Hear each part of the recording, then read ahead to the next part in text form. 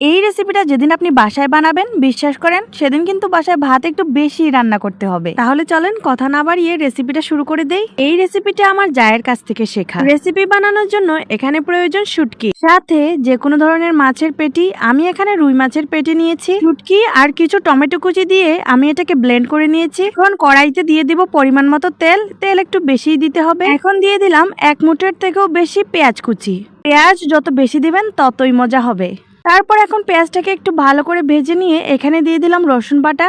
এটাকেও ভালো করে মিক্সড করে নেব। এখন এখানে দিয়ে দিব ধনিয়ার গুঁড়া। রেসিপিটা কিন্তু একটু ঝাল ঝাল হবে, যত বেশি ঝাল দিবেন ততই মজা। তাই এখানে দিয়ে দিলাম অনেকটা পরিমাণে মরিচের গুঁড়া।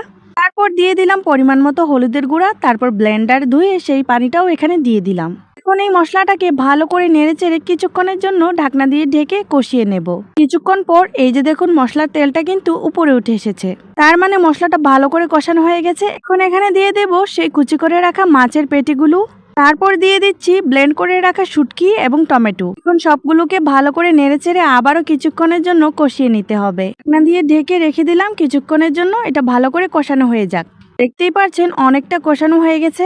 এখন এখানে দিয়ে দেব ওই যে কুচি করে রেখেছিলাম টমেটো। অর্ধেক টমেটো দিয়ে আমি ব্লেন্ড করে নিয়েছিলাম শুটকি, আর বাকি অর্ধেকগুলো এখন দিয়ে দিলাম। পরে দিয়ে দিলাম এখানে বেশ কয়েকটা রসুনের কোয়া। রসুনের কোয়া দিলে কিন্তু খেতে দারুণ লাগে। আপনারা চাইলে পেঁয়াজ ভাজার সময় কিন্তু রসুনের কোয়া দিয়ে দিতে পারেন, অথবা এই পর্যায়েও কিন্তু রসুনের কোয়াগুলো দিতে পারেন। যখনই দেন না কেন খেতে কিন্তু দারুণ লাগে।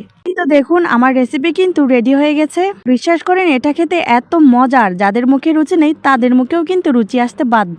আমি তো আর লোভ সামলাতে পারলাম না, রান্না শেষে কড়াই নিয়ে বসে পড়লাম।